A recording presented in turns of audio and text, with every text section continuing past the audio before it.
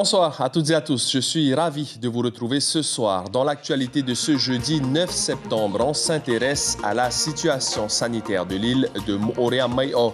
Après un mois intense et un pic de plus de 2 semaines au niveau des hospitalisations et des décès, l'île sœur va un peu mieux. Le haut-commissaire y était en visite aujourd'hui. On fera d'ailleurs dans un instant le point avec les pompiers de Moorea Mai'o pour évoquer notamment les prises en charge à domicile. Evar Apoto et Heidi Enko nous attendent avec leurs invités. Le premier décès du Covid-19 en Nouvelle-Calédonie. Il s'agit d'une personne de 75 ans décédée au Medipôle de Nouméa.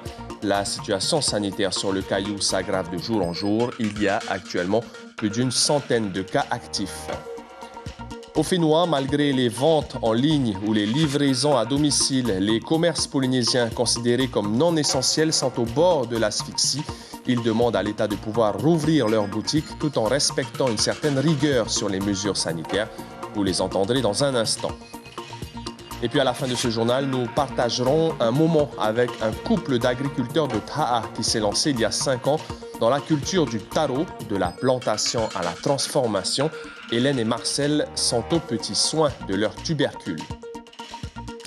Merci d'être avec nous. C'est une annonce moins lourde que les jours précédents. Ces dernières 24 heures, il y a eu 3 décès en Polynésie à cause du Covid-19. 57 personnes sont en réanimation, 246 sont hospitalisées. La situation sanitaire oscille entre la stabilité et le déclin au niveau des indicateurs. Et c'est dans ce contexte que le haut-commissaire s'est déplacé à Moorea aujourd'hui pour constater la situation sanitaire de lui-même.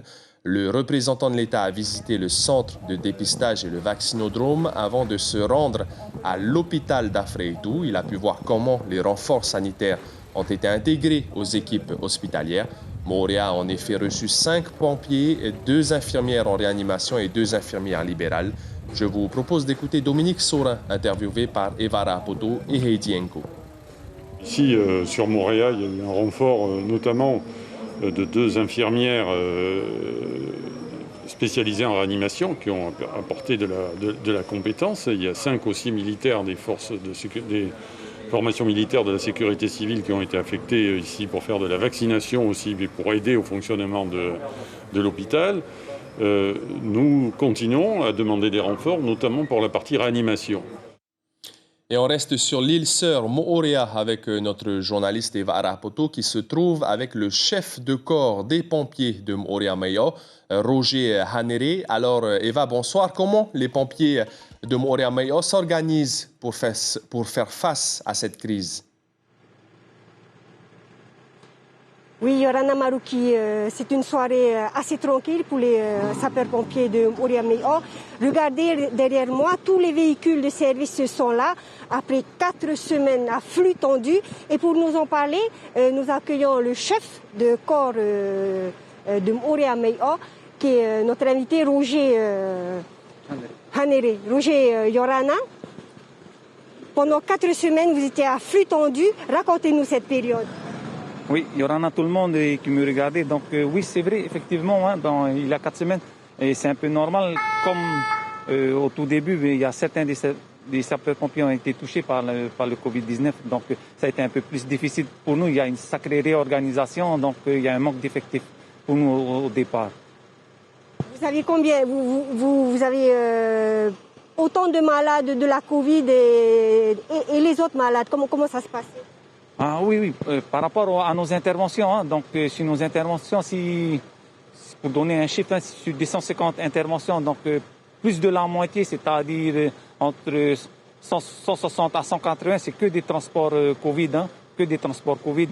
Au début, c'était suspicion et qui s'est confirmé par la suite à l'hôpital. Mais comment vous avez fait pour vous organiser pour que tout le monde arrive à l'hôpital? Tout d'abord, c'est nous protéger d'abord. On a nos tenues de protection, les RIR 1 et les RIR 2. Donc après, on s'organise, on fait avec les moyens déjà qu'on a, avec nos 2 VSAV. Et parfois, c'est l'hôpital aussi qui nous aide aussi.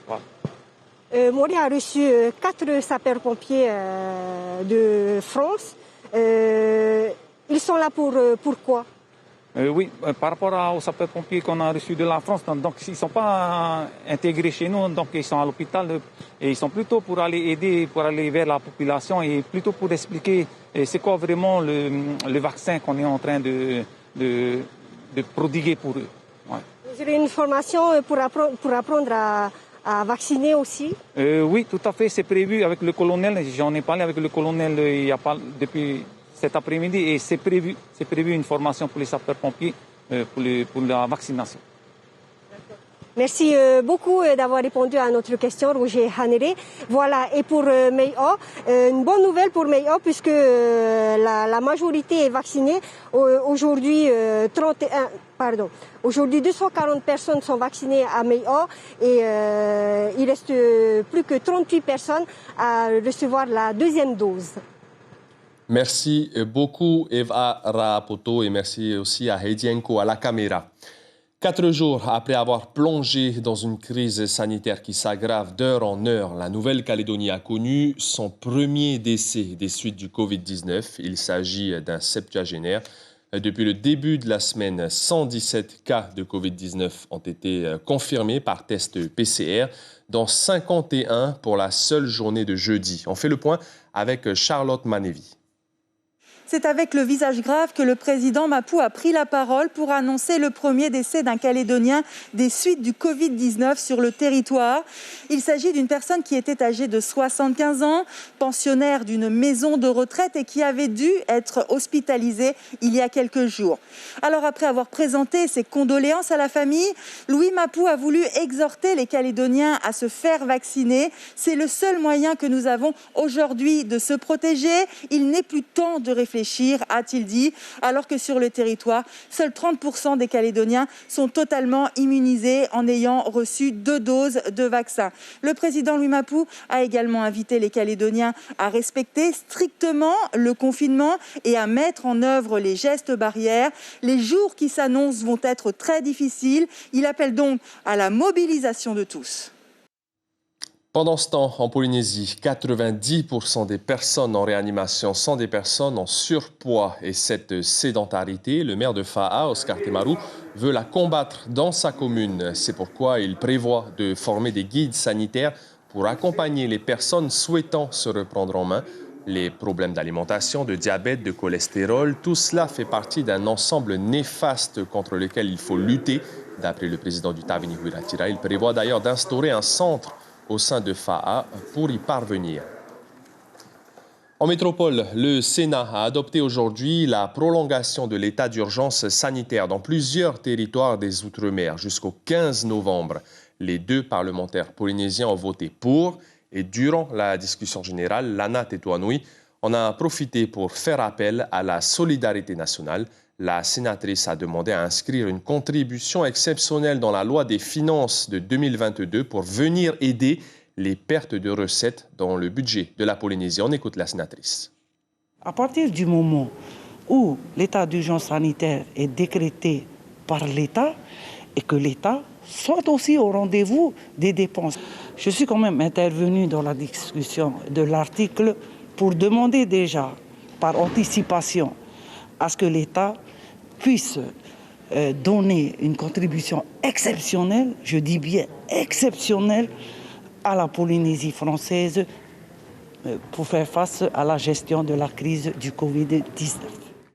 Il a invité Café demain matin, vendredi. Il s'agira de l'autre sénateur de la Polynésie française, Devaro Fritsch, qui s'exprimera sur le vote au Sénat de cette prolongation de l'état d'urgence sanitaire dans les Outre-mer jusqu'au 15 novembre. Il sera en direct depuis Marseille où il participe également au Congrès mondial de la biodiversité. Après plus de 15 jours de confinement, les commerces dits non essentiels sont au bord de l'asphyxie au Fénois. Et ce n'est pas la petite dérogation accordée pour la vente en ligne ou les livraisons à domicile qui vont changer grand-chose. Les charges mensuelles ne sont plus couvertes, les comptes sont dans le rouge. Le souhait aujourd'hui des commerçants, c'est de reprendre l'activité avec bien sûr des garde-fous sanitaires. Juan Potoru et Hiro Terurutua sont allés à leur rencontre. Ce sont désormais les seules douceurs qu'elle peut exposer après 2 semaines de confinement. Morgane, gérante de chocolaterie, a dû se résoudre à arrêter son atelier de production, mettre en congé ses salariés et se contenter de quelques livraisons à domicile. Un scénario critique qu'elle n'imaginait pas il y a un an à peine lorsqu'elle a ouvert son établissement. On souhaite vraiment un retour à la normale plus rapide que ce qui est prévu. On est à l'écoute pour toute nouvelle proposition ou compromis. On est vraiment prêt à faire des compromis pour pouvoir recevoir du public dans nos commerces, pour que nous puissions continuer à avoir une activité et que nos employés puissent avoir un salaire, nos entreprises vivre et surtout l'économie du pays aussi. Pour Didier également, la situation actuelle est pénible. Les comptes sont au rouge. Pour lui, les mesures restrictives des autorités en matière de confinement ne favorisent aucunement la santé financière des commerçants. Au contraire, elles accentuent le surendettement. Là, on voit qu'il y a des inégalités. L'idée, ce n'est pas de favoriser les inégalités. L'idée, c'est qu'on soit tous à égalité. Et ce n'est pas le cas. Aujourd'hui, nous, on n'est pas à égalité avec ceux qui peuvent travailler. On demande juste de travailler, c'est tout. On a des dettes, on a des loyers, on a des impôts à payer, des salariés à payer. C'est des milliers de personnes. Il y a un personnel qui en souffre aussi. Donc on souhaiterait demander plus de souplesse, mais avec des garde-fous sanitaires. Tout le monde continue de travailler, l'administration, les fonctionnaires, et nous voyons tout ce manège autour de nous. C'est pas possible. Nous, on demande juste à travailler, c'est tout. Nous ne pouvons pas continuer à faire des livraisons comme ça devient compliqué. Et pour appuyer leurs revendications, les commerçants ont monté leur syndicat, une solution d'urgence au vu des difficultés financières qu'ils rencontrent. On se retrouve dans une situation, après 2 confinements dont la durée cumulée est de près de 3 mois, qui est extrêmement délicate, voire catastrophique. Et les aides proposées sont ou dérisoires ou inexistantes au vu de l'ensemble des charges fixes auxquelles on doit réellement faire face dans nos activités. Quand on contacte les pouvoirs publics individuellement, depuis 1 an et demi, on a essayé de les sensibiliser à nos problématiques qu'on rencontre. Et c'est vrai qu'on a été très peu entendus jusqu'à présent. À noter que le syndicat des commerçants a rencontré le haut-commissaire en cette fin d'après-midi. L'objet de la rencontre portait sur une demande d'ouverture de leur commerce avec un protocole sanitaire strict et un meilleur accompagnement économique. Après l'économie, la santé, pour ne pas causer de problèmes aux personnes touchées par le Covid-19 et notamment celles qui ont besoin d'une machine à oxygène qui fonctionne à l'électricité, le DTNJ a été dans l'obligation de suspendre ses futurs travaux à la demande de l'ARAS et du ministère de l'Énergie. Ce sont près de 900 appareils qui ont en effet été recensés dans les foyers. Sandroli et Hiro Terorotoa sont allés à la rencontre des exploitants. Le DT va adopter un nouveau planning de coupure des travaux de manière à ne pas causer des dommages aux clients et surtout aux patients qui sont branchés à un équipement d'oxygénothérapie chez eux.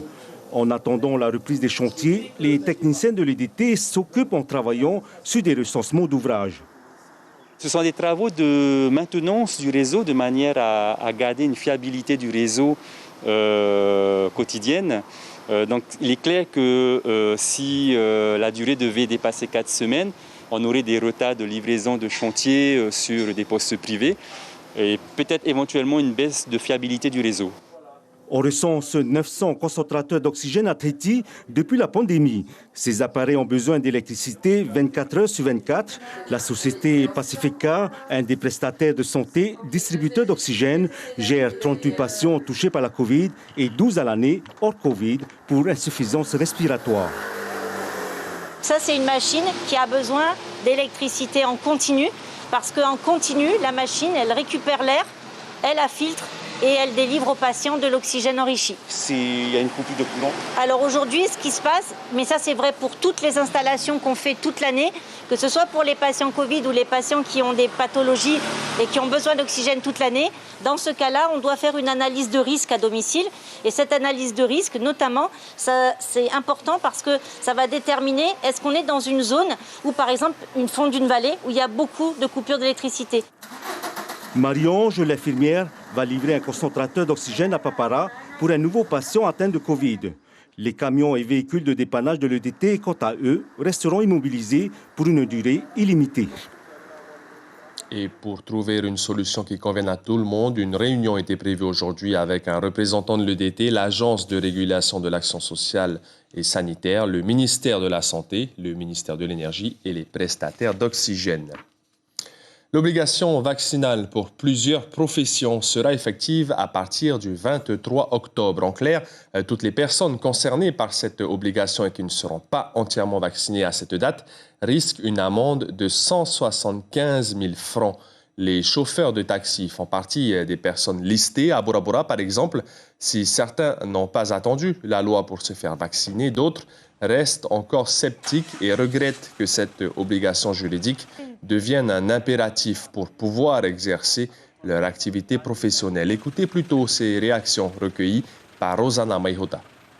Voilà l'adoption de loi qui a été émise donc, au sein du gouvernement qui nous oblige, donc, nous, en tant que gérants de société, de nous faire vacciner. Donc c'est dans cette mesure où nous avons véritablement été donc, nous vacciner pour protéger donc, la population, pour protéger notre famille et protéger donc, le Fénois.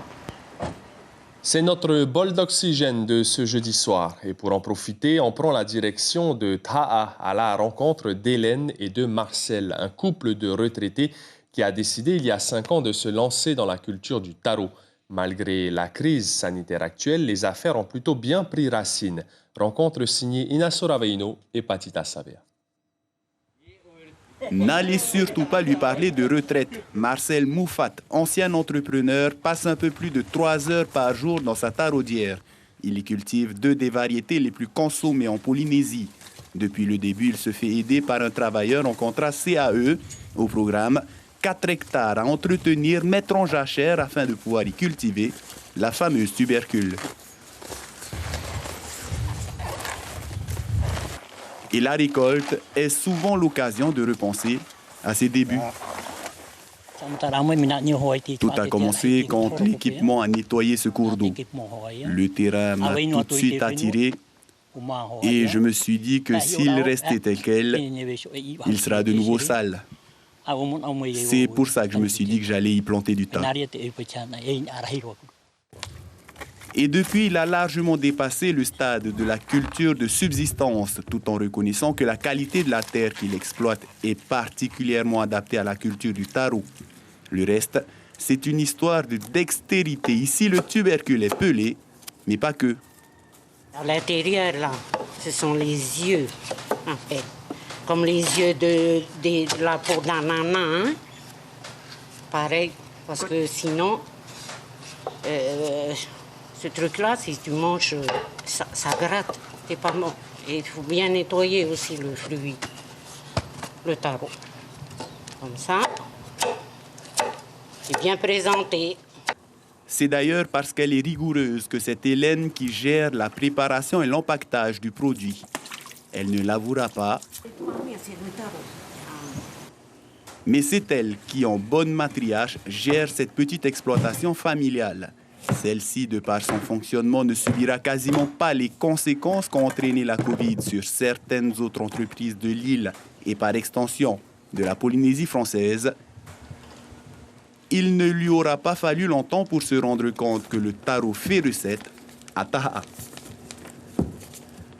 Je vends un paquet de 1,5 kg. Je vends un paquet, c'est 1,5 kg. Je vends à 1000 francs. Hein. Mais après, le commerçant prend sa marge. C'est ça. Aujourd'hui, Hélène et Marcel fournissent 6 commerçants de l'île Vanille. Ils se retrouvent souvent en rupture de stock. À la télévision, ce soir, sur Polynésie la Première, le magazine sur les familles polynésiennes, Pa'awaura. Juste après, il y aura la série Small Axe, puis le film Abdel et la Comtesse. Le rappel de l'information principale de ce jeudi soir, il y a eu un ralentissement du nombre de décès dus au Covid-19 ces dernières 24 heures en Polynésie. 3 victimes ce jeudi matin, comparé à 13 mercredi.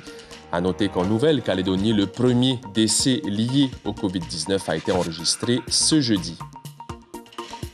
Dans la presse écrite demain, vendredi, à la une de la dépêche de Tahiti, le projet de la CCISM pour l'aéroport. À la une de Tahiti Info, Rurutu dans la gueule du monstre et Tahiti Pacifique consacre un dossier à la vaccination entre liberté individuelle et responsabilité collective. Merci beaucoup d'avoir suivi ce journal de la rédaction. J'ai été ravi d'être avec vous ces derniers jours. Je vous dis à bientôt. Prenez soin de vous, protégez-vous et passez une bonne soirée sur nos antennes.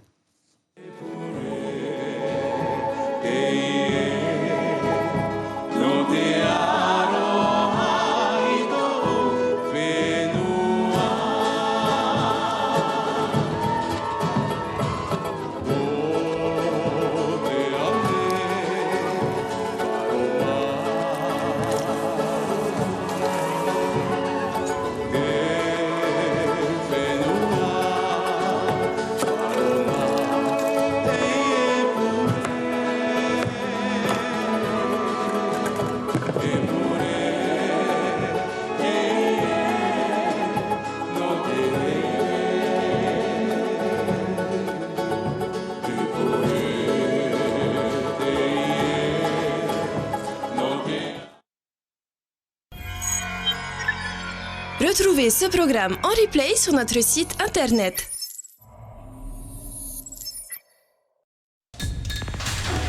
L'information en continu sur Polynésie la première, internet et réseaux sociaux.